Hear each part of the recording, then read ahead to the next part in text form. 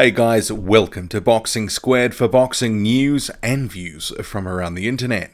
Most of the top heavyweights in the division, they're already spoken for the rest of the year in terms of they've got a fight scheduled or they've just fought, and at the outside they might be back in December, but some of them we won't see them until the new year.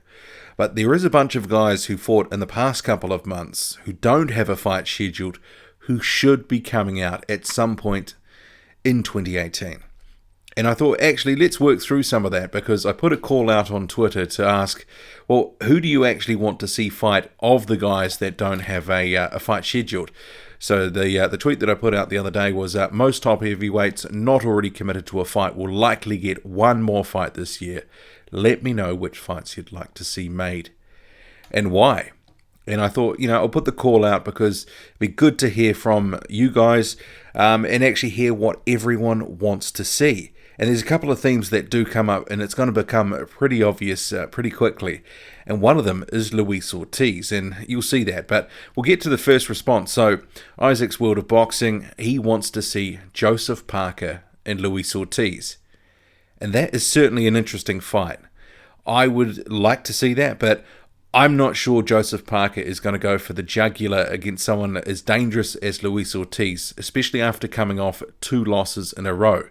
And it's not that he doesn't want to fight him. I think it would be more a case of, can they risk 3 losses in a row for Joseph Parker's career? Arguably not. Then we have also, if you look next, Dillian Whyte and Dereck Chisora. That probably is likely, given some of the signals that are coming out of Matchroom from promoter Eddie Hearn. And also Dillian Whyte, he is sort of saying Chisora, he's warming up to it. And let's face facts, if there is a time to have it, that time is now, because there's so much more heat that went into it after Dillian Whyte beat Joseph Parker, dropped him in that fight, and then Dereck Chisora knocked out Carlos Takam. Those were 2 good performances by those Matchroom fighters. And obviously they've got that beef. There was the first fight, controversial loss for Chisora. Dillian Whyte sneaking that 7-5. And obviously a lot of people thought that Chisora won. I thought that Chisora won. But in terms of that rematch, a few months ago it was looking like that was pretty much dead and buried. And maybe they had missed the boat on having that rematch and making a bit of coin out of it. But after the recent performances, certainly it breathed a bit more life into that rematch and interest.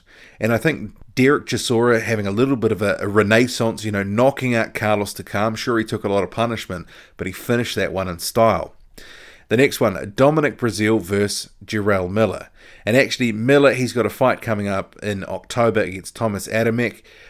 So I'm not sure we will see him fight in the rest of the year. I guess it depends. Can he walk through Thomas Adamek? Hard to say.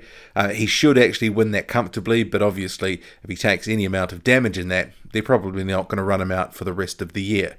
But Brazil, he features in some of the rest of the comments that we'll be going through. This next one, Martin Bakole versus Joe Joyce. Obviously, Martin Bakole, he's on the come-up. He's starting to generate some buzz, especially around UK gyms, some of the sparring stories. He's been in with Anthony Joshua in Anthony Joshua's current camp. And Joe Joyce, he is another prospect, obviously. Good amateur pedigree, won the Commonwealth title in his 4th fight. He is one to watch. He just signed with Al Heyman, and he is going to be campaigning in the United States. And he actually has a fight coming up against Iago Kaladze at the end of September. And that probably depends for him for another fight before the end of the year. What sort of punishment, if any, does he take in that fight? Because if he gets a busted nose or a cut or, who knows what, then they would probably have to look at sort of, putting him on the shelf for the rest of the year, or at least for a period of time. So I don't know if Joyce will be out again this year. It sort of depends on what happens. But I'm not sure I see that matchup just quite yet. That might be one more for, 12 to 18 months' time. Obviously, Bakole has had more than double the fights that Joyce has had as a prospect. But Bacole's not, probably not as well known as Joyce, who is starting to get a bit of a name for himself, especially on the back of that amateur pedigree. And this last one that I'm going to cover from Isaac's World of Boxing, Allen versus Takam. That's actually, I think, quite an interesting one. There's not a matchup that I had actually thought of. 3 months ago, if you'd have sort of said that, I would have said, you're crazy. It's a complete mismatch. Dave Allen, obviously being known as a bit of a punching bag, very durable, but a little bit limited. But he's also breathed some life into his career, knocking out Nick Webb in spectacular fashion.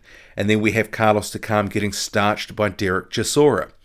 And I think we have to actually sort of put it on the table now that Carlos Takam is on the decline now. He hasn't looked as good as he once did. He actually looked okay in the Chisora fight, but I think if Carlos Takam from 2-3 years ago, he probably would have actually got through that fight with Chisora. But fair play to Chisora for weathering that storm and then obviously taking him out.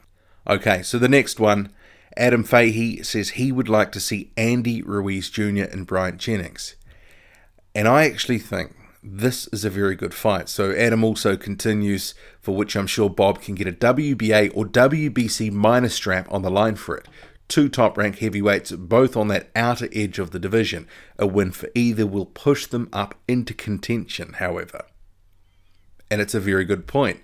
These guys are sort of, in the top 20, somewhere in the mix, Ruiz probably the back end of the top 10, early teens perhaps. Bryant Jennings somewhere similar. There's a bit of flux between about 5 and 15 or 5 and 17 in terms of who you want to place where. It all comes down to preferences, and it's very subjective. I think there's a core of 4, 5, 6 guys at the top that you go, okay, well, they're clearly the best. And then there's a best of the rest. And Ruiz and Jennings, they certainly fall into that camp. And if one of them is going to get to a title shot, back to the mountaintop to have a crack at a title, because they're both beaten title contenders, then they probably do need to fight each other. That's probably the easiest fight and the biggest fight that they can probably get in the next few months or next 6 months. We'll have to see where that one goes, but it's certainly been a fight a lot of people have been saying, yeah, I want to see that one. Why isn't Bob Arum making that fight? Okay, so we've got Phil, Boxer Reverend, like to see Ortiz fight another top contender like Breazeale or Parker to justify his push back up the rankings.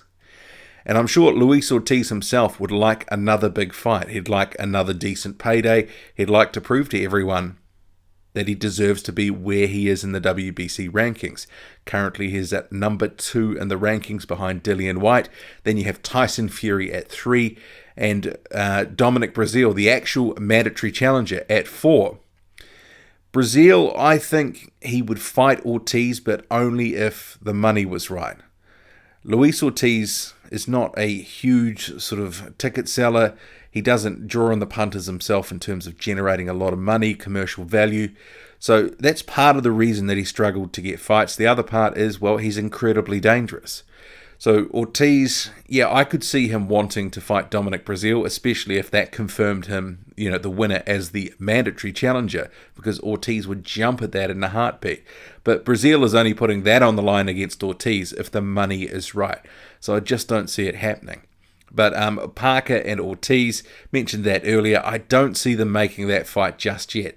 If Parker wins a couple, gets a couple under his belt, and Ortiz is still hanging around near the top of the division, that fight could be made, but it's probably not happening in the next sort of 6 to 8 months at least. Okay, so we've got Sunnyboy77 here. I would like to see Ortiz versus Breazeale. Here it is again. Or Breazeale versus Whyte, Parker versus Chisora, Miller versus Breazeale, Jennings versus Ruiz, Chisora versus Kanelski versus Ruiz. Some very good matchups there. Ortiz versus Breazeale, just covered that one. Breazeale versus Whyte. That's obviously being talked about. It could be a possibility. I mean, Breazeale is looking to get back in the ring, sort of get a decent check.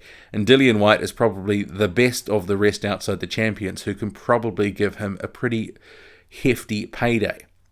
Someone like Luis Ortiz probably not going to give Breazeale the sort of payday he's after. But Matchroom and Eddie Hearn, they can probably give Breazeale that cash. And I think Whyte only takes that fight if the WBC confirms that the mandatory status is on the line. Parker versus Chisora, there's been a bit of chatter about this for a couple of months now, especially after the Dillian Whyte fight. And that is a good one. You could see that happening potentially even in New Zealand. I think Chisora would travel for the right money. But it's more likely going to be a sort of undercard filler either on a Eddie Hearn DAZN show or a Matchroom card somewhere in the United Kingdom. I mean, probably not at the end of this year, but potentially in the first part of 2018. But not sure I see that happening next. I think for Joseph Parker, they may just look for a slightly easier opponent, get a win under the belt, and then sort of reassess and take things from there. He needs a win. He probably needs a knockout. Hasn't had one since 2016. Miller versus Breazeale. Now, this is a very interesting fight. Could it actually get made? Not so sure. Just where things are sitting at the moment, Miller seems to not want to fight anyone with a pulse unless he's getting a massive payday. And does Breazeale offer him that? Arguably not. And Miller's basically said, I'm waiting for my WBA mandatory shot against Manuel Charr, and that's, of course, if Charr gets past Taekwondo. But even then, I mean, is Miller going to get that shot? I'm not so sure. Jennings versus Ruiz, we already covered that. Good fight if it happened. Chisora versus Kanelski. Now, that's an interesting fight, because if you can sort of just harken back to what we saw with Takam and Chisora obviously pretty durable. He was covering up, he was taking a beating, he was taking that punishment, and then he was able to come back and starch Carlos Takam. And we actually saw Charles Martin having some success in that second half of that fight. When Kanelski slowed down, Martin was able to go to work, and he actually won a lot of those rounds in that second half of that fight. And Kanelski versus Ruiz. Actually, that one there, that would be like looking in a mirror. Same sort of build, similar height, similar everything. You know, and obviously they're not the body beautifuls. And it would certainly be an interesting contest. I think I would favour Andy Ruiz for that one. Okay, so Chris Watts, Big Baby Miller versus Whyte or Chisora. I just wonder if a Whyte and Miller fight is going to happen anytime soon. Obviously, Miller has sort of said he's not interested right now. But in terms of, you know, both are sort of destined for title shots, they're probably not going to sort of pit them against each other to sort of end one of them's run, because the more they win, the more they make in terms of dollars, the more Eddie Hearn wins, or whoever Matchroom is involved with at the time. Chisora, he's not in title contention at the moment, so he potentially is expendable. Big Baby Miller versus Chisora, it'd be a pretty decent fight. And but then again, it's another sort of, you know, does Miller actually need to take on someone a little bit better than Dereck Chisora? He's got a lot of buzz after that Takam fight, but actually I think I would at least expect him to take on one of the better guys in the division if he was to fight someone voluntarily. But, you know, Chisora is no joke, and maybe I'm being a little unfair here, but it'd be great to see Jarrell Miller against someone that we can all agree is, you know, a real name, and you go, yeah, he deserves a title shot for beating them. So Luis, he thinks Ortiz and Kanelski, with Uncle Al, both top 10 heavyweights in my opinion. Yeah, that's actually a very good fight. A very good fight, and that could certainly, you know, fill out on a Tyson Fury and Deontay Wilder undercard. Obviously, Ortiz, he's just recently had his Razvan Kajanu fight. Adam Kanelski just got through Charles Martin. He was a little bit banged up, but, you know, potentially he could be ready for November. It's maybe a bit tight, but, you know, that would certainly be a good fight. And I hadn't sort of considered this one before, but yeah, it certainly would. Either Ortiz confirms his status, or Kanelski, you know, obviously proves that he's ready for a title shot. He did say he needed one or two more fights before he had a title, and potentially Ortiz, is this the right time to face him? Maybe it is. But then again, it's sort of that situation before, as I was pointing out, with Miller and Whyte. You're potentially ending one of their runs, and is that the financially smart thing to do for their careers? Or potentially, you know, for Al Heyman. Okay, the next one, we've got AVFC UTV, Dubois versus Gorman for the British title.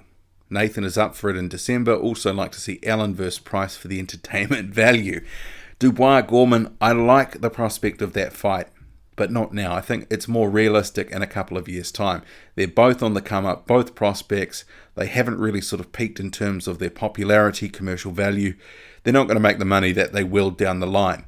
And it's not that they shouldn't be fighting now. I just don't think Frank Warren will make it happen. Allen versus Price, well, I actually think that could be a very makeable fight. I mean, who would you pick in that? Dave Allen, extremely durable. David Price, massive puncher, but extremely vulnerable. Car crash TV sort of stuff.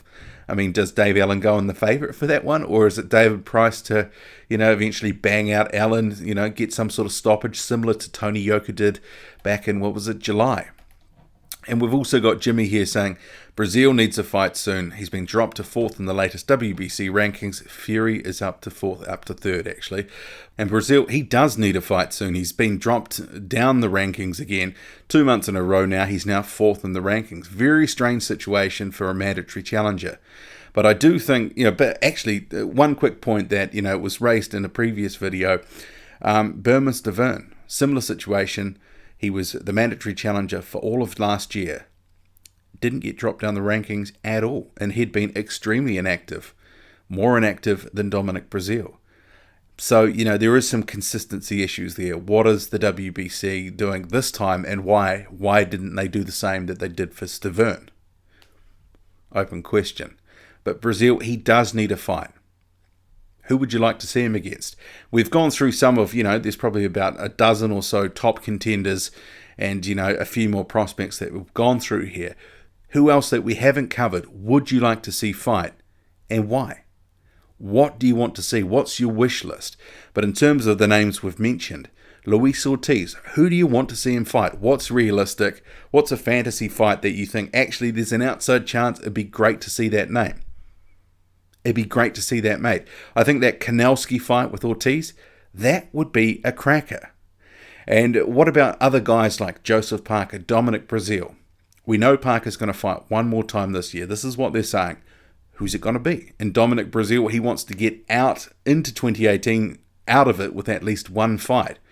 Who should he be targeting? Is Dillian Whyte viable still, or is Dillian Whyte going to fight Dereck Chisora? Or is Dillian Whyte just going to sit out the year and potentially get an Anthony Joshua shot in April? He's making noises about fighting in 2018 at the end of the year. He says he needs one more fight for the year to stay busy. But will it happen? There's lots of things going on in the division. There's plenty of good fights that can be made. Who's not on the list that you do want to see, against who and why? Drop a comment loud and often, hit like, hit subscribe, follow me on Twitter, boxing_squared. I'm out.